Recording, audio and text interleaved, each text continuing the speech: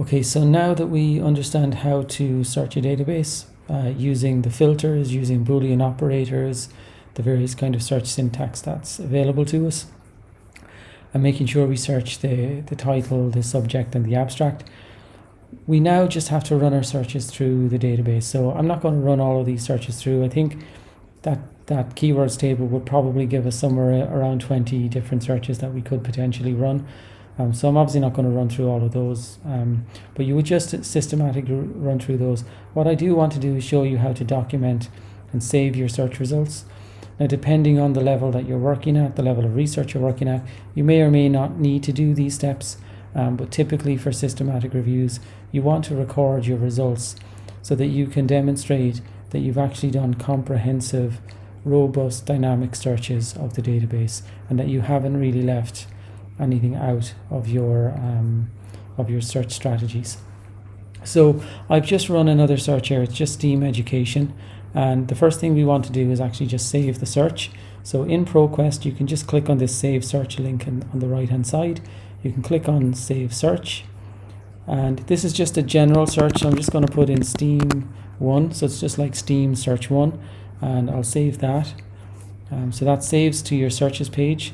You find your searches page actually if you click on your account icon, and then you have saved searches on Proquest. So if I click on that, it's just showing me here that there's my search saved, and so it's just giving me my search, the title, it's giving me all of the information. I haven't used any filters or anything for that one. For this one down here, I've obviously done another search, which is the one I did, I think, in the last section, and it's just a more detailed search, but it's just the title, the main subject, the abstract, and then it's including the filters that I use, which were scholarly journals in that particular search. So that's searching. So if I actually click on that search, it will just reopen back the search for me, so I don't have to rerun that search again and again if I want to re-find it. So that's just how you'd save your search to the platform. It's a good idea to do that just to make sure you don't lose your search for future reference. But you also need to document all of these searches as well. So I just have an Excel sheet, and I've already run all of these searches through the database at this stage. So my Excel sheet, I've broken it up into my categories. So a general search for STEAM, early years, primary level, and then secondary school. So this was another similar research project where I also was searching for informal education context as well. But you just break it up into your population, and then my search 1 on STEAM is related to my saved searches. So STEAM 1 would be the same as, would just correspond to my Excel file. And all I'm really doing to document these is I'm essentially copying this one, okay, and I'm pasting it into the query. So that's the search query that I run. Sometimes that will save as a link. If it doesn't save as a link, you can actually just go to your search results, okay, and you can click into the URL and copy the URL, and you can paste it in. So sometimes these will save as a link, sometimes it won't be a link, it'll just be text, so you might need to save the link in there as well. You don't necessarily always need the URL because you have the search saved within the platform as well, but I like to be kind of sure of myself and sure that I'm not going to lose any information when I'm doing these searches. And all I'm doing then is I'm just recording the results. So this search here gave me 66 results, so I just pop that into my overall results here.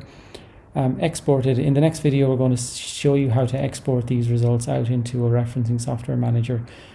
Sometimes when you're exporting, you could just go down and do a quick hand search, and you might want to select all, but maybe you don't want to export them all out. So you could just select, deselect anything that you don't want, and then export. And then in your Excel file, this exported would be 58 instead of 60. So if you want to do a hand search before you export them, you can do that. For this project, I actually did a hand search after I exported them in EndNote. So it really just depends on what your preference is. And then I just record, well, how many of them are scholarly articles, how many are dissertations, how many are conference proceedings. If you're looking for more content types, you can add in more content types. So I've just done that for all of the different searches that I've run. And then at the end, I'm looking at the total number of results.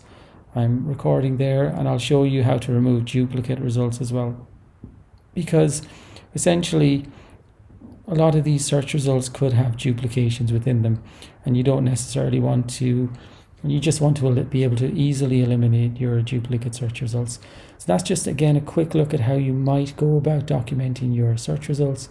It may not be relevant for the level of research that you're currently doing, and there's lots and lots of different ways you can do this, but this is just a way that I found particularly useful. And at the end, if you're submitting your research, you could